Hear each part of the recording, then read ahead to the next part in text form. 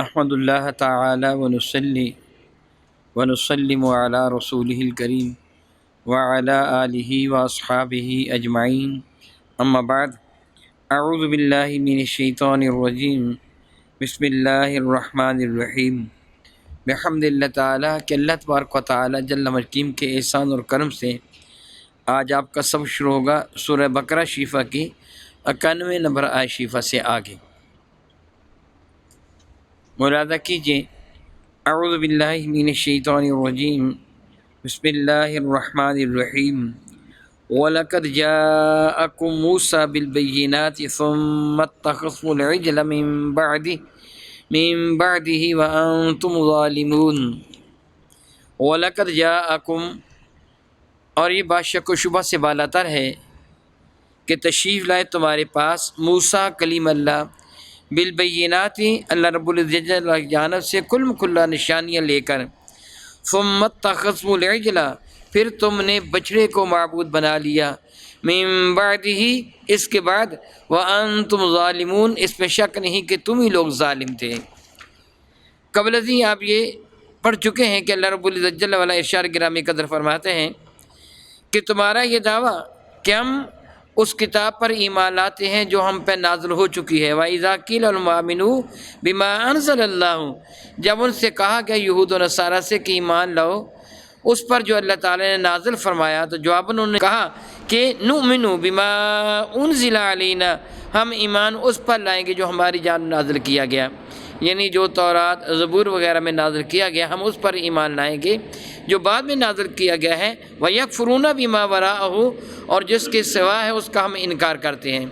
تو اللہ تعالیٰ جل وعلا نے ان کو بطور دلیل ارشاد فرمایا تھا، قُلْ فَلِمَ يَقْتُلُونَ أَنْبِيَاءَ اللَّهِ، پھر بتاؤ تم نبیوں کو قتل کیوں کرتے تھے؟ اگر تمہارا ایمان تھا پہلی کتابوں پر، پھر تم نے نبیوں کو شہید کیوں کیا، انکار کیوں کیا؟ یہاں فرمایا جا رہا ہے بطور دلیل کہ تم دعویٰ کرتے ہو موسیٰ کلیم اللہ پر ایمان لانے والے ہیں، مگر بتاؤ کہ جب موسیٰ کلیم اللہ تمہارے پاس تشریف لائے تھے تو دلائل النبوہ، وہ معجزات لے کے تشریف لائے تھے، عصا لے کے آئے تھے، اور تم نے دیکھا کہ انہوں نے وہ رسیوں کو اور لاٹھیوں کو جو سانپ بنے ہوئے تھے اعضاء کے ذریعے سارے کے سارے وہ نگل لیے گئے، ید بیضا، پھر تمہارے سامنے وہ دریا کا پھٹنا، تمہارا پار آ جانا، میدان تی میں من اور سلوہ کا ملنا، رب کائنات جل وعلا کی عنایات بے پایا کا ہونا، کتنے معجزات تم نے موسیٰ کلیم اللہ کے دیکھے۔ پھر بتاؤ اگر تم ایمان والے تھے تو موسیٰ کلیم اللہ کی ہدایت کو چھوڑ کر تم نے بچڑے کی پوجا کیوں کی ہے؟ یعنی تم نے بچڑے کی پرستش، کس کا معنی یہ ہوا کہ تم حقیقت میں اللہ تعالیٰ کو مانتے ہی نہیں ہو، نبیوں کو مانتے ہی نہیں ہو، ڈنڈے کے یار ہو۔ جب تمہیں ڈر تھا کہ موسیٰ کلیم اللہ تمہیں ماریں گے، پٹائی کریں گے، تو تم قتل کے لیے تیار ہو گئے۔ موسیٰ کلیم اللہ ادھر ادھر ہوئے تو تم نے بچڑے کی پوجا کرنا شروع کر دی۔ ثم اتخذتم العجل من بعده، اس کے بعد تم نے بچڑے کی پوجا شروع کر دی، وانتم ظالمون، اور تم لوگ ظالم تھے۔ اور اس وقت کو یاد کرو، کہہ رہے ہو کہ ہم بڑا جی کتاب کو مانتے ہیں، تورات پہ بڑا یقین رکھتے ہیں، موسیٰ کو بڑا مانتے ہیں علی نبی علیہ السلام، دعویٰ یہ کرتے ہو، لیکن حقیقت تمہاری کیا ہے؟ وَإِذَا أَخَذَ مِيثَاقَكُمْ، جب ہم نے تم سے پختہ وعدہ لیا تھا کہ تم تورات پر عمل کرو گے، وَرَفَعْنَا فَوْقَكُمُ الطُّورَ، اور ہم نے طور کو تمہارے اوپر بلند فرمایا تھا۔ یہ موسیٰ کلیم اللہ تورات لے کے آئے، ان کو فرمایا کہ بنی اسرائیل والوں تورات کے احکامات کو مانو، جس چیز سے تمہیں منع کیا گیا رک جاؤ، جس چیز کا تمہیں حکم دی گیا ہے کر گزرو، تو تمہارا حال کیا تھا؟ تم نے انکار کر دیا، موسیٰ ہم نہیں مانیں گے۔ تم کہتے ہو بڑے ماننے والے ہیں، حالانکہ تمہاری حالت کیا ہے؟ تم نے کہہ دیا ہم نہیں مانیں گے۔ موسیٰ کلیم اللہ نے بڑا سمجھایا تم کو، مان جاؤ، تم نہیں مانے، پھر وہی بات تم ڈنڈے کے یار۔ پھر کیا ہوا؟ اللہ تعالیٰ کے حکم سے جبریل امین نے پہاڑ کو اکھاڑا، اور ان کے سر کے اوپر، انسان جتنا اونچا ہوتا ہے اسے تھوڑا سا اوپر، وہ پہاڑ جبریل امین کے سر پہ لے کے آ گئے، اور اب حکم ہوا موسیٰ کلیم اللہ کا، بتاؤ مانتے ہو یا پھر پہاڑ اوپر گر جائے کچھ لے جاؤ؟ تو پھر تم نے مانا تھا۔ مانا کس انداز سے تھا کہ سر سجدہ میں رکھا، جس طرح اللہ تعالیٰ کے ارشاد فرما رہا ہے نا، میں وہ عرض کرتا ہوں، پہلے میں یہ بتاؤں، سر سجدہ میں رکھا کس انداز سے؟ ہم الحمدللہ تعالیٰ جب سجدہ کرتے ہیں تو اپنی پیشانی کے بل ناک اور پیشانی زمین پہ لگاتے ہیں، جو سجدے کا صحیح طریقہ ہے۔ یہودیوں نے یوں سجدہ کیا تھا کہ اپنا بایاں رخسار دایاں نہیں بایاں رخسار زمین پہ رکھا تھا اور اس طرح دیکھ رہے تھے کہ پہاڑ گرتا ہے کہ نہیں گرتا۔ آج تک یہودی اسی طرح سجدہ کرتا ہے، یہودی پیشانی پر سجدہ نہیں کرتا، وہ رخسار پر سجدہ کرتا ہے۔ انہوں نے یوں کیا تھا، یہ پہاڑ اوپر تھا، اللہ تعالیٰ فرماتا ہے وَأَخَذْنَا مِيثَاقَكُمْ، جب ہم نے تم سے پختہ وعدہ لیا، وَرَفَعْنَا فَوْقَكُمُ الطُّورَ، اور تمہارے اوپر پہاڑ کو بلند کیا تمہارے سروں پر، خُذُوا مَا آتَيْنَاكُمْ، ہم نے تمہیں حکم دیا پکڑو جو ہم نے تمہیں حکم دیا ہے، مانو تورات کے احکامات، کہو ہم مانتے ہیں۔ سب نے کیا کہا؟ اللہ اکبر اللہ اکبر۔ خُذُوا مَا آتَيْنَاكُمْ بِقُوَّةٍ وَاسْمَعُوا، مضبوطی سے پکڑو تورات کو اور غور سے سنو جو احکامات تمہیں دیے جا رہے ہو، کرو کام۔ تو اس وقت تمہاری حالت کیا تھی؟ یہ کیسے بدبخت لوگ تھے۔ میرا اللہ ارشاد فرماتا ہے قالو، انہوں نے کیا کہا؟ سمینا، ہم نے سن لیا جی، سن لیا، مان گئے مان گئے مان گئے مان گئے جی مان گئے، لیکن دل میں کیا کہتے تھے؟ وَعَصَيْنَا، مانیں گے نہیں۔ یعنی تمہاری حالت کیا تھی؟ منافقانہ رویہ تمہارا۔ تم بڑا دعویٰ کرے جی ہم موسیٰ کلیم اللہ کو ماننے والے ہیں جی، ہم جی پہلی کتابوں کو ماننے والے ہیں جی، ہم جی نبیوں کی اولاد ہیں جی، ہم بڑے نیکوکار ہیں جی۔ حالت تمہاری کیا، کرتوتیں تمہاری کیا ہے؟ قرآن کریم نے ان کا کچا چٹھا کھول کے دکھا دیا کہ یہ کیسے بدبخت لوگ ہیں۔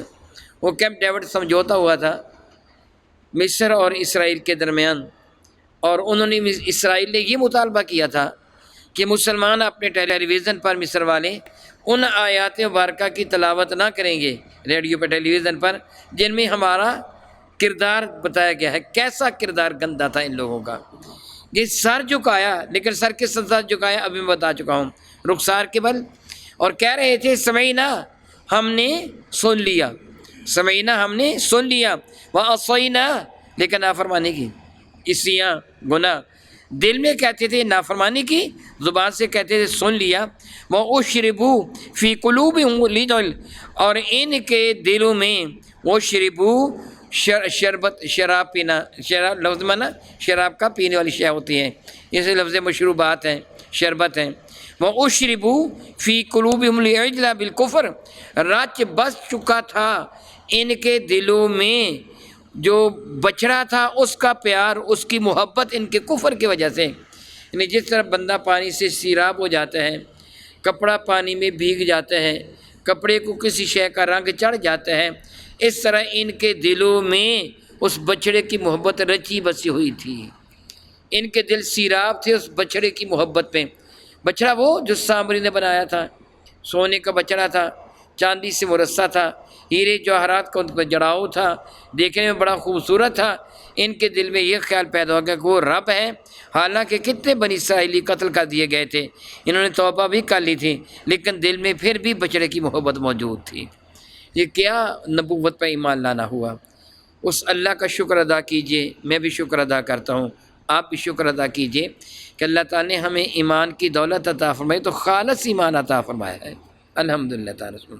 ہم نے اپنے کریم آقا کی زیارت نہیں کی، ہم نے اپنے کریم آقا کے اہل بیت اور صحابہ کی زیارت بھی نہیں کی، ہم نے نزول قرآن کو بھی نہیں دیکھا، مگر اے پروردگار عالم، یہ تیرا کتنا کرم ہے کہ تو نے ہمارے دلوں میں ایمان کی سچی محبت پیدا فرمائی ہے، شرک سے ہمیں محفوظ رکھا ہے، تو نے ہمیں صراط مستقیم کی دولت عطا فرمائی، یہ تیرا احسان اور کرم ہے۔ وگرنہ وہ خود نبی کو دیکھ رہے ہیں، نبی موجود ہیں، سوچیے ذرا، پہاڑ اتنا قریب آ گیا ہے، ان کو کچلنے لگا ہے، پھر بھی کیا ان کی حالت ہے؟ زبان سے مار رہے ہیں، دل سے پھر نہیں مار رہے ہیں۔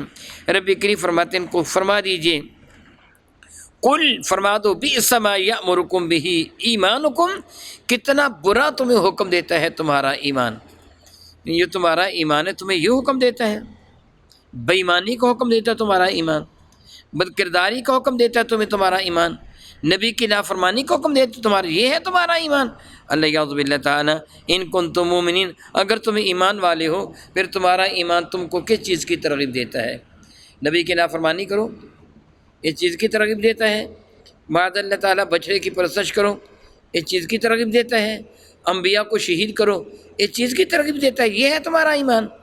رب کریم ارشاد فرماتے ہیں قل ان کانت لکم الدار الآخرہ، اور ان سے فرما دیجئے ان کانت لکم الدار الآخرہ، تو اگر آخرت کا گھر تمہارے لیے ہے، یہودی یہ کہا کرتے تھے نا، لن تمسنا النار الا ایام معدودہ، ہمیں آگ چھوئے گی بھی نہیں یہودیوں کا یہ عقیدہ ہے، وہ کہتے ہیں لن تمسنا النار الا ایام معدودہ، ہمیں آگ چھوئے گی بھی نہیں، بس چند دن تک ہمیں آگ میں وہ ڈالا جائے گا، اگر ڈالا بھی گیا تو چند ایک لوگوں کو۔ کتنے دن؟ 40 دن، جتنے دیر تک ہمارے آبا اجداد نے بچھڑے کی پرستش کی تھی، اور بس اس کے بعد ہمیں نکال لیا جائے گا۔ وہ کہا کرتے تھے لن يدخل الجنۃ الا من کان یہودا او نصارا، جنت میں سوائے یہود و نصارہ کے کوئی بھی داخل نہیں ہو سکے گا۔ کہتے جنت ہماری ہے، وہ کہتے تھے ہم نبیوں کی اولاد ہیں، نبیوں کی اولاد ہی نہیں بلکہ کہتے ہیں نحن ابناء اللہ و احباؤ، ہم اللہ کے محبوب ہیں، اللہ کے بیٹے ہیں۔ کہتے جب ہم اللہ کے بیٹے ہیں، اللہ کے محبوب ہیں، ہمارے لیے جنت ہے، تو پھر کسی دوسروں کو جنت سے کیا تعلق؟ اس لیے آج بھی وہ خبیث بڑے سے بڑا جرم کرتے ہیں، بڑے سے بڑا گناہ کرتے ہیں، حرام کاری کرتے ہیں، بدکاری کرتے ہیں، اور ان کا خیال ہے ہم اللہ کے محبوب ہیں، اللہ کی اولاد ہیں، اللہ تعالیٰ ہمیں جنت میں بس بھیج دے گا۔ والدین اولاد سے ناراض تو ہو جاتے ہیں، لیکن اولاد کو ایسی سزا نہیں دیتے، اللہ ہمیں جنت میں بھیج دے گا۔ اس وقت بھی ان کا یہی دعویٰ تھا کہ ہم ہی جنت میں جائیں گے۔ ان کو کہا جا رہا ہے قل، اے محبوب علیہ السلام ان کو فرما دو، ان کانت لکم الدار الآخرۃ عند اللہ، اگر تمہارے لیے آخرت کا گھر ہے اللہ تعالیٰ کے حضور، خالصتاً خالص تمہارے لیے ہی، من دون الناس دوسرے لوگوں کے مقابلہ میں، یعنی دوسرے لوگوں کو جنت میں نہیں بھیجا جائے گا، صرف تمہیں جنت میں بھیجا جائے گا۔ اگر تمہارا یہ دعویٰ ہے، تم اپنے اس دعویٰ میں سچے ہو، تو فتمنوا الموت، تمنا کرو تم موت کی، مانگو اپنے رب سے موت، ان کنتم صادقین، اگر تم اپنے دعوے میں سچے ہو تو پھر موت مانگو، کہو کہ اللہ تعالیٰ جل وعلا ہمیں موت دے دے۔ حدیث مبارکہ میں ہے، میرے کریم فرماتے ہیں کہ اگر وہ موت کی تمنا کر دے تو اللہ تعالیٰ سب کو ہلاک کر کے رکھ دیتا۔ یہ ایک بات سے مبالغہ ہے، بات میرے نبی سے ہو رہی ہے، عام بندے سے نہیں ہو رہی۔ وہ تمنا کرے موت کی، پھر موت نہ آئے۔ جب رب کریم نے میرے نبی کو فرمایا کہ ان کو کہہ دو تمنا کرو موت کی، پھر نظارہ دیکھو تمہارے ساتھ سلوک کیسا کرتے ہیں۔ اللہ تعالیٰ جل وعلا ان کی حالت بیان فرماتے ہیں وَلَن يَتَمَنَّهُ أَبَدًا، اور یہ تمنا کبھی بھی نہیں کریں گے موت کی، یعنی یہودی موت کی تمنا کبھی بھی نہیں کرے گا۔ بما قدمت ایدیہم، ان کرتوتوں کی وجہ سے، بما قدمت جو انہوں نے آگے بھیجی، مقدم آگے، قدم آگے بڑھانا پاؤں کا، بما قدمت ایدیہم جو انہوں نے بھیجا اپنے ہاتھوں سے، ایدیہم اپنے ہاتھوں سے، پہلے بھیج چکے ہیں گناہ۔ واللہ علیم بالظالمین، اللہ تعالیٰ جانتے ہیں ان لوگوں کو جو ظلم کرنے والے ہیں، کیونکہ ان کو پتہ ہماری کرتوتیں کیا ہیں، اس لیے یہ موت کی تمنا کریں گے نہیں، دعویٰ یہی کر رہے ہیں۔ یاد رکھیے کہ موت کی تمنا کرنے کی ہمیں بھی اجازت نہیں ہے، لیکن خدا نخواستہ ایسی صورتحال ہو جائے کہ جس طرح بچوں کی حکومت ہے، احمقوں کی حکومت ہو، ظلم و ستم کی انتہا ہو، پھر بندہ یوں تمنا کر سکتا ہے کہ اللہ تعالیٰ اگر میرے لیے زندگی اعلیٰ ہے تو مجھ کو مولا تعالیٰ حفاظت والی زندگی عطا فرما، اگر میرے لیے آخرت اعلیٰ ہے تو مولا تعالیٰ جس طرح تو چاہے مجھے موت سے ہمکنار کر دے، تیری رضا پہ جس طرح تو راضی اسی طرح، ڈائریکٹ موت کی تمنا کرنے کی اجازت نہیں ہے۔ رب کائنات جل وعلا اشارے کرام قدر فرماتے ہیں وَلَا تَجِدَنَّهُمْ أَحْسَنَ النَّاسِ، ارشاد فرماتا ہے وَلَا تَجِدَنَّهُمْ، بے شک تم پاؤ گے ان لوگوں کو، یہود و نصارہ کو، احرص الناس، احرص حریص ترین، بڑے لالچی، بڑی تمنا کرنے والے، بڑی خواہش کرنے والے انسانوں میں، علی حیات، زندگی پر، یعنی یہود و نصارہ سب سے زیادہ ساری دنیا میں سب سے زیادہ زندگی کے حریص ہیں۔ اللہ تعالیٰ جس طرح اشارے کرام قدر فرماتے ہیں وَمِنَ الَّذِينَ أَشْرَكُوا، اور ان لوگوں میں سے کہ جو مشرک ہیں، ان کی تمنا کیا ہے، يَوَدُّ أَحَدُهُمْ، ان میں ہر ایک کوئی تمنا کرتا ہے، لَوْ يُعَمَّرُ أَلْفَ سَنَةٍ، اے کاش کہ وہ 1000 سال تک زندہ رہے۔ یعنی وہ آپ نے ایک جملہ بھی سنا ہوگا کہ تم جیو 1000 سال، ہر سال کے دن ہوں کئی ہزار، اس طرح کے جملے کہیں۔ یہ ہندوؤں کا، سکھوں کا، عیسائیوں کا، یہودیوں کا یہ انداز تحیت ہے۔ میں اللہ تعالیٰ سے معافی مانگتا ہوں، بر صغیر پاک و ہند میں رہتے ہوئے آج ہماری بھی ایک حالت ہے۔ بڑے بوڑھے تو چلے گئے ہمارے بزرگ، لیکن پہلے کیا تھا، بڑے بوڑھے کو کوئی بی بی، کوئی بیٹی، کوئی بیٹا سلام کرتا نا، یہ بابا جی السلام، بیٹا جیتے رہو، سر پہ ہاتھ رکھ کے بیٹا جیتے رہو، زندگی کی دعا کہتے ہیں جیتے رہو. یہ جیتے رہو کی دعا یہ حقیقتاً مسلمانوں کی دعا نہیں ہے، یہ مسلمانوں کا تحیت نہیں. مسلمانوں کی تحیت کیا ہے؟ السلام علیکم، اور جواب تحیت ہے وعلیکم السلام. سلامتی رہے رب العالم کی جانب سے تمہارے لیے. وہ کہے کہ تم پہ اللہ تعالیٰ سلامتی نازل فرمائے، جواباً وہ بھی یہ کہے کہ اللہ تعالیٰ تجھ پہ سلامتی نازل فرمائے.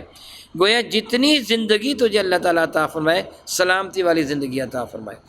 یہ جیتے رہو، ہزاروں سال تم جیتے رہو وغیرہ وغیرہ، یہ جو انداز ہے یہ مسلمانوں کا انداز نہیں ہے. اللہ تعالیٰ نے ایک انداز کافروں کا اشارہ فرمایا ہے کہ وہ تمنا کرتے ہیں یود احدہم، ہر ودود ودن محبت کرنا، یود احدہم ان میں سے ہر کو محبت کرتے ہیں، لو یعمر بے شک اس کی عمر ہو جائے الف سنۃ 1000 سال کی. اللہ تعالیٰ فرماتے ہیں حالانکہ وما ہوا بمزحزحہ من العذاب ان یعمر، وما ہوا بمزحزحہ، اگر حالانکہ وہ بچ نہیں سکے مزاحمت کرنا، رکاوٹ بننا. وما ہوا بمزحزحہ من العذاب ان یعمر، ان کا یہ لمبی عمر کا پانا عذاب کے راستے مزاحمت نہیں ہے، رکاوٹ نہیں بنے گا. یعنی اگر ان کو 1000 سال بھی زندگی مل جائے تو کیا عذاب میں کمی ہو جائے گی؟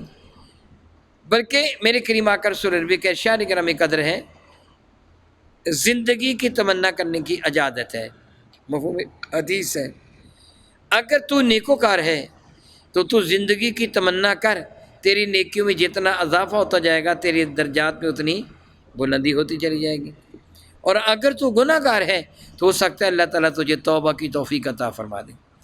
آپ بھی کسی کو زندگی کی دعا دیں کہ اللہ تعالیٰ جل وعلا تجھے لمبی زندگی عطا فرمائے، تو اس کو یوں دعا دے کہ اللہ تعالیٰ تجھے نیکیوں والی لمبی زندگی عطا فرمائے، عزتوں والی لمبی زندگی عطا فرمائے. بعض اوقات کو بندہ اچانک آ جاتا ہے، آپ کہنے ماشاءاللہ بڑی عمر ہے تیری، تیرا بھی تذکرہ ہو ہی رہا تھا کہ تو آ گیا، اس وقت بھی آپ یہی کہے کہ اللہ تعالیٰ تجھے نیکیوں والی طویل زندگی عطا فرمائے. گناہوں والی زندگی سے اللہ تعالیٰ سے معافی مانگنی چاہیے. تو رب کریم فرماتے ہیں واللہ بصیر بما یعملون، اور اللہ تعالیٰ ملاحظہ فرماتے ہیں ان کے اعمال کو، ان کی کرتوتوں کو. یعنی ان لوگوں نے تو یہ تمنا کی کہ ان کی زندگی لمبی ہو جائیں، شاید عذاب سے بچ جائیں. کسی کی زندگی کا لمبا ہونا اس کو عذاب سے نہیں بچاتا، ہاں اس کو توبہ کی توفیق میسر آ جائے، نیکیوں کی اللہ رب العزت جل اس کو بہاریں عطا فرما دیں. جدا بات ہے جو جتنی زیادہ نیکیاں کرے گا اسی قدر درجہ بلند ہوگا. اللہ رب العزت جل وعلا رسول مشرف رحمت عالم کے صدقہ سے ہمیں احکامات شرعیہ کو سمجھنے، ان پہ عمل کی توفیق عطا فرمائے. او کما قال اللہ تبارک و تعالی واللہ تعالی اعلم باسرار کتابہ.